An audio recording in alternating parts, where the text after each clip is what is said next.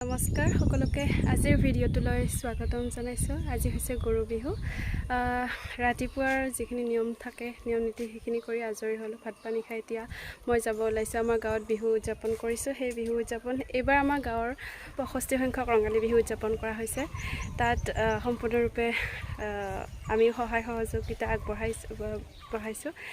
এতিয়া মই ৰৈ আছোঁ পল্লৱী বৰ্তা ছোৱালী, তালৈ ৰৈ আছোঁ। আহিলে একেলগে দুইজনী গুচি যাম। আৰু এতিয়া আৰম্ভ হৈছে, তাতে খেল ধেমালিখিনি আৰম্ভ হৈছে। তাৰপিছতে সাহিত্য প্ৰতিযোগিতা হ'ব, তাৰপিছত সাংস্কৃতিক প্ৰতিযোগিতা হ'ব। চাই থাকক সকলোখিনি। আমি যাম এতিয়া। পল্লৱী আৰু মই ওলালোঁ। চাই থাকক আমাৰ ভিডিঅ'টো।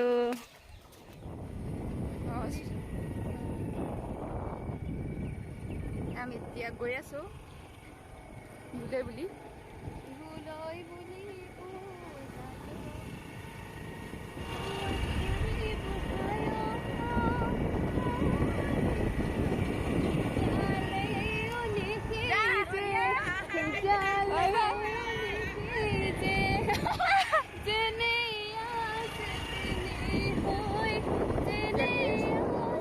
খেলৰ প্ৰিপাৰেশ্যন। ইফালে কলগছত উঠা হ'ব, তেল লগাব। পালি নাই মাইনা? কিবা হোৱাই নাই। বাবু বাবু প্ৰাইজ পাইছা কিহত?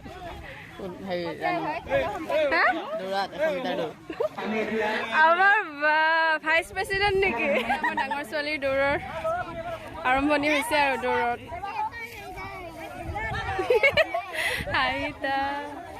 তোমালোকে খেলিলা নাই? কি কি খেলিলা? মাত্ৰ আৰু একো হোৱা নাই? উঠা বহা। আজি নাচিবা নে নানাচা? নাচিবা। সেইফালে কলগছত উঠা ভাল লাগে। গাঁৱত এনেকে মানে একেলগে সকলোৱে মানে কি আৰু ফূৰ্তি আৰু সেইটোৱে। কি কোনে ডাঙৰ দাদা শুভেচ্ছা বাণী? ফালৰ পৰা অসমবাসী ৰাইজলৈ মই ৰঙালী বিহুৰ আন্তৰিক শুভেচ্ছা জ্ঞাপন কৰিছোঁ। আশা ৰাখিছোঁ এই অসমীয়া নৱবৰ্ষসমূহ অসমবাসীৰ মাজত সুখ শান্তি কৰি আনিব। ধন্যবাদ। আপুনি কিবা ক'ব? হেপী বিহু, শুভ বিহু, শুভ বিহু, শুভ বিহু। এটা বিহু গীত গাই দিয়া। বিহু গীত এটা গাই দিয়া। বিহু গীত গাব লাগে। এতিয়া কিনো গামেহে।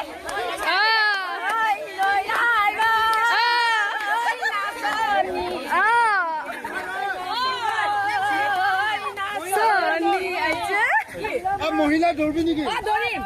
মহিলা বা বেলেগ জোচ, বেলেগ জোচ একদম। মহিলা পাৰ্টি বেলেগ জোচ। এইবাৰ খুৰী আগত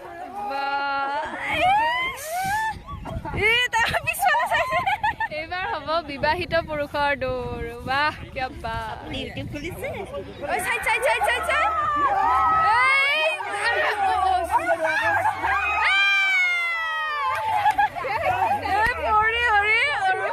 আমাৰ ককাইদেউ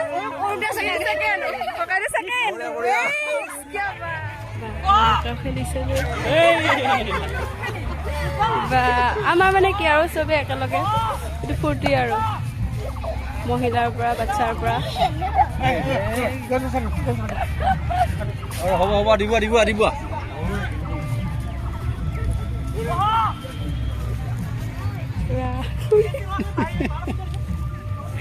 আপোনাৰ অনুভৱ?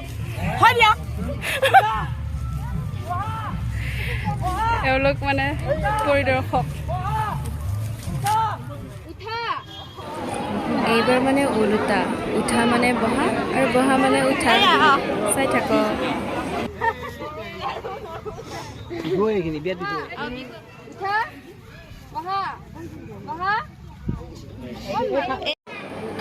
অৱশেষত আমাৰ বাইদেউ জিকিলে আৰু।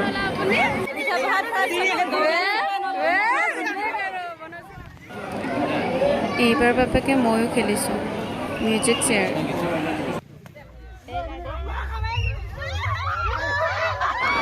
অৱশেষত ময়ো চেয়াৰ ভাগত নাপালোঁ।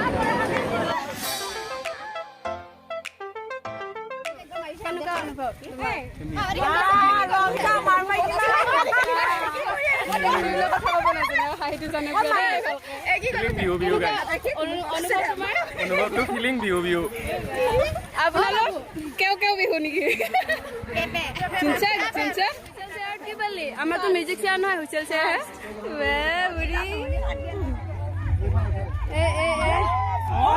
এইবাৰ আমাৰ বাইদেউ লাষ্ট চান্স এইবাৰ আমাৰ বাইদেউ আমাৰ ৰাণী বিষয়া ময়ো দিলোঁ বাপেকে এবাৰ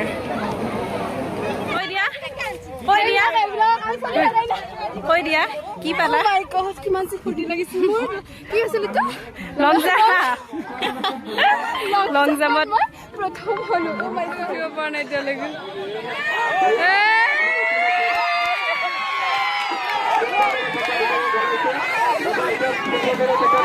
মানুহ এইবাৰ এইবাৰ এইটো হ'ব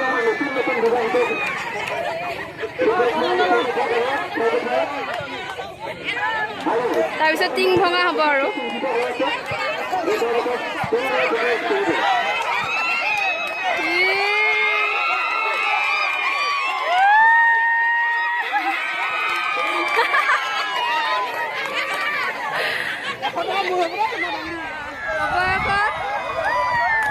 পাৰিলে আৰু 200 টকা নে 100 টকা 300 টকা নেকি 200 টকা এই টিং ভঙা প্ৰতিযোগিতা আমাৰ সভাপতি মহোদয় উদযাপন সমিতিৰ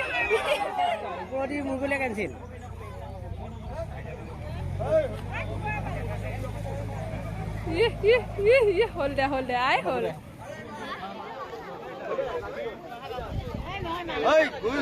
ৰাণী বিষয়া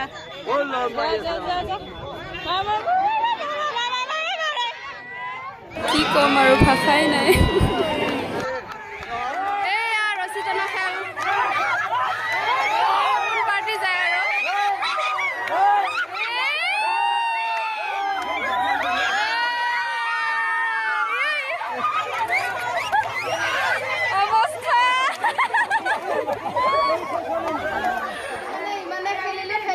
ভাগৰ লাগি একদম ৰাস্তাত এই আচাৰ জুতি লগাইছে আপুনি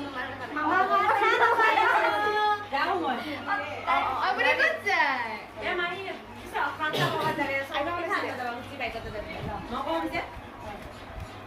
সৰুকেইজনী মানে চাহ তাহ খাই এতিয়া আকৌ বিহুস্থলীত গৈ আছে এতিয়া সাহিত্য প্ৰতিযোগিতা হ'ব তাত অকণমান সহায় কৰি দিম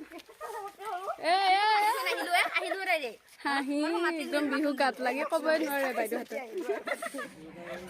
লগতে যিসকল সন্মানীয় ব্যক্তিয়ে এই ৰঙালী বিহু মোৰ জন্মৰ আগতে 1958 চনতে স্থাপন কৰি আজিলৈকে এই বিহু চলি আহিছে তাৰে হয়তো কিছু লোক প্ৰয়াত হৈছে আৰু কিছু লোক ইয়াত দুটা শাখাত চিত্ৰাংকন প্ৰতিযোগিতা চলি আছে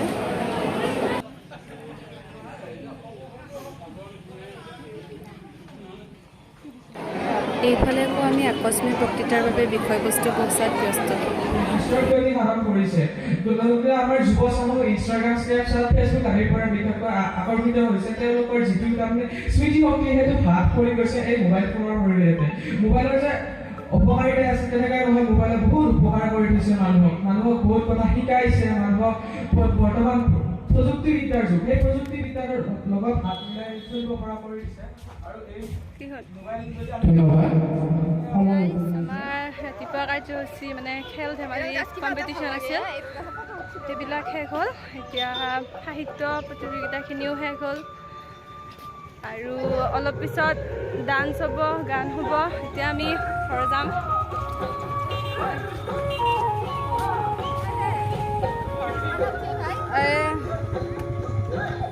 এতিয়া সাহিত্য প্ৰতিযোগিতা গোটেইখিনি হ'ল শেষ কৰি এতিয়া আমি ঘৰ যাব লৈছোঁ ভালকৈ ওলাই মেলি আহোঁ এতিয়া তাৰপিছত হ'ব সাংস্কৃতিক প্ৰতিযোগিতা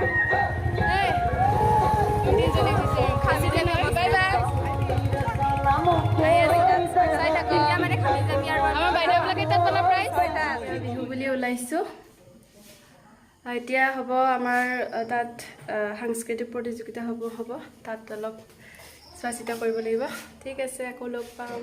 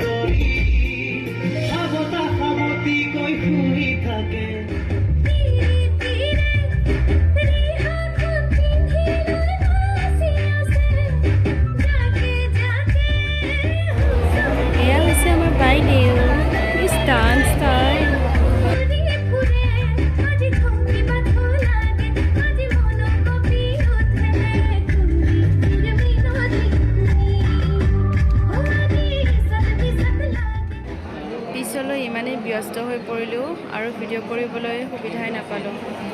আজিৰ দিনটোত কি কি কৰিলোঁ এনেকৈ আপোনালোকক থুলমূলকৈ দেখুৱাবলৈ চেষ্টা কৰিলোঁ।